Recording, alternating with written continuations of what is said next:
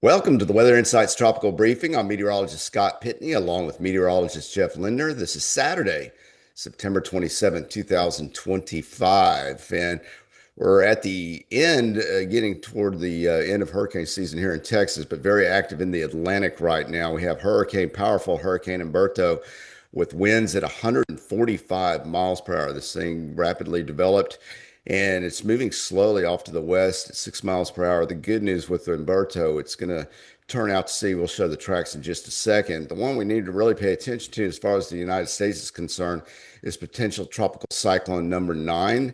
This system currently has 35 mile an hour winds and is expected to become tropical storm Imelda over the weekend as it tracks off to the northwest. Right now, it's 7 miles per hour, bringing heavy rains to the Bahamas and eventually possibly making landfall as a hurricane along the Georgia, Carolina coast. But this could be potentially an inland heavy rain threat. We'll talk about that in just a second. Here's the track for Humberto. You can see it staying as a major hurricane, but taking that sharp turn just near Bermuda there, and then eventually heading out to sea by the end of the week. So that's good news with that system.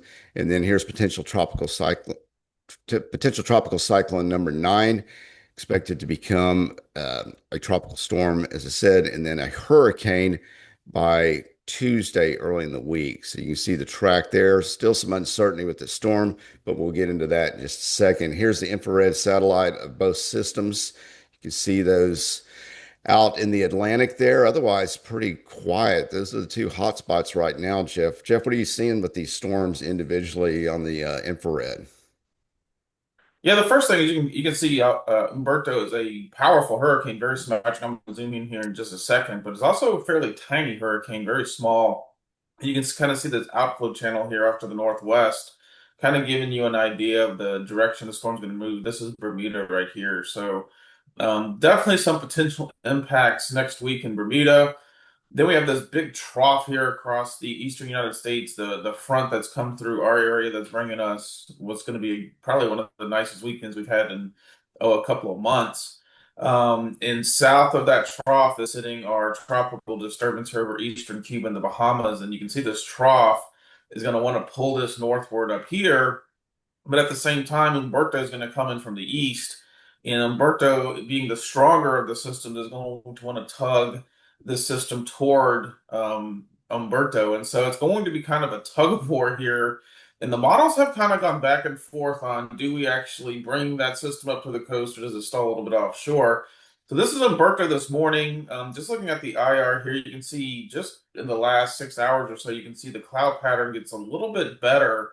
So it wouldn't surprise me if this is making a run at Category 5 this morning. It's 145 now. It wouldn't be a whole lot to get Category 5. And the reason I say that is you can see the cloud pattern here becoming more symmetric, the really deep banding of the white around it. And you can see the eye really clearing out and becoming more well defined. Mhm. So it wouldn't surprise me at all if this comes up to 155, 160 as we get through the day to day. And then here's our disturbance, which is still kind of a mess here. We think there might be now a more well-defined center of circulation somewhere here just south of the Bahamas and north of the northeastern coast of Cuba. There'll be an aircraft in there later this morning to see if what's going on exactly. And if that is the case, then we're starting to see some thunderstorms potentially over that, and this may be the start of some strengthening here finally as it slowly lifts off to the north. It's not moving very fast. The other thing to kind of take a look at, as I mentioned, that trough off to the northwest is inducing some southerly wind shear here, and so this may be a reason why this system struggles a little bit in the short term, and it may be a tropical storm for a good time, possibly reaching a hurricane or very, very low on the hurricane scale as we get into early next week.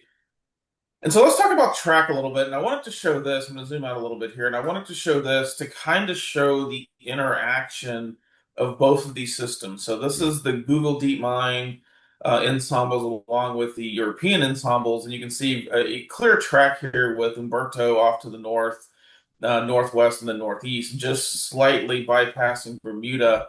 And then we have our tropical system that's likely to become a Melda further to the west. But these get close enough here that you could get enough of a little bit of a tug here from Humberto to attempt to pull what's to be a Melda off to the east. And that seems to be the increasing thinking this morning, is that even though we show several still making landfall in the Carolina coast, it looks like there's more agreement this morning of a storm that comes up and stalled and then turns out to sea. And I'm going to show you this. I'm going to step ahead in time. So this is the multi-model ensembles with the GFS and the European. And you can see here with soon to be a Melda that we have this track coming to the north.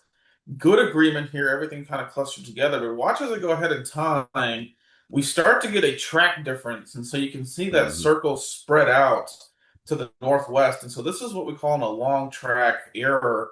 A faster storm is going to get up to the coast here and potentially make landfall, whereas a slower movement here is likely not to get to the coast.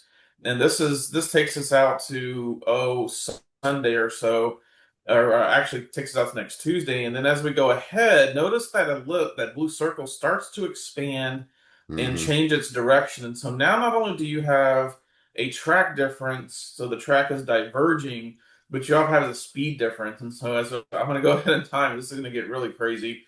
And you can Wow. see the track difference becomes increasingly larger along with the error along the speed here. And so both of these models now, these are some of our better ones, do not make landfall on the Carolina coast. They kind of stall here Mhm. and go out to sea. And that seems to be kind of the trend today. So this is the trend. This is kind of the really important. This is the Hurricane Center's corrected consensus models. And you can see here the older ones are in the light kind of color. So this is yesterday's runs. And you can see they brought those models brought this up to the Carolina coast. Even then, there wasn't like a clean landfall. It's not like it made landfall and moved inland, but it kind of got up to the coast and slowed down and started meandering around. The darker colors are the more recent runs. And so we always in meteorology look for trends. The trend here is for a slower track now that does not get up to the Carolina coast and then does begin to bend it out to sea as we get into the early to mid part of next week. And so still a lot, this is not far off the coast. This doesn't mean you're not going to see impacts on the coast. You certainly are going to see impacts up here, but we're starting to see this trend now with the slower moving, soon to be Imelda, not getting as far north and maybe not having a direct landfall on the South and North Carolina coast. But with that said, I think the big story here, Yep. unfortunately for the Carolinas, that keep seeing these big systems with these heavy rains, slow movement is the heavy rainfall potential, especially coastal sections. So, say Charleston up through Myrtle Beach, over towards Morehead City, and then coastal North Carolina, anywhere from 5 to 10 inches of rain over the course of the week. And this is a combination of both that frontal boundary kind of stalling and trough in this area, and then the tropical system stalling or slowing down here off the coast. So it looks like the heaviest rain may stay offshore, but you're still going to have impacts here along the South and North Carolina coast. And again, even if this stays, say, 50 or 60 miles offshore, that is an easterly wind on the north side of this tropical system. And so that's going to pile that water here along the coast over several tide cycles. And Charleston, for example, is extremely vulnerable to high tides. And so they can get flooding even on a normal day from high tides on a sunny day. And so we're going to have to really watch this week. There's still a lot of questions of what exact impacts that look like up here along the Carolinas, possibly even down into Georgia, as we get into the early to mid-week part here. But right now, it looks like the big impact potentially, regardless of landfall or not, is going to be heavy rainfall. That's going to be over multiple days here, and so you could get some local flooding and also eventually some river flooding here in the Carolinas. Yeah, and yeah, that's you mentioned the sharp turn in the track, but as you said too, it slows down when you have those slower moving storms. You get a lot of rain with them, and it's going to be interesting too. The track guidance has gotten a little sharper this season, Jeff, and that is an unusual track. That sharp turn to the right. Be interesting to see if that verifies, and we'll find out, I guess, next week. So we'll keep an eye on that one. Hey, you mentioned it's a great the great weather we're having, at least in Southeast Texas. It's a great time to get out and play some pickleball. Pickleball social. We played there yesterday, had a great time. Good place to make friends and have fun. Pickleball social, where Community meets competition. Whether you're brand new to the game or a seasoned pro, Pickleball Social is the perfect place to connect, play, and unwind. Join Pickleball Social for leagues, lessons, and social events. Pickleball Social, it's more than a game, it's a lifestyle. And mention Weather Insights and get one free raffle ticket to enter a drawing for a pair of Valera pickleball paddles with the Astros logo valued at $250. Pickleball Social now has two locations, Cypress and Memorial. To get more details, follow the link in the forecast post. Jeff, thank you very much. Thank you everyone for watching. Until next time, have a good one.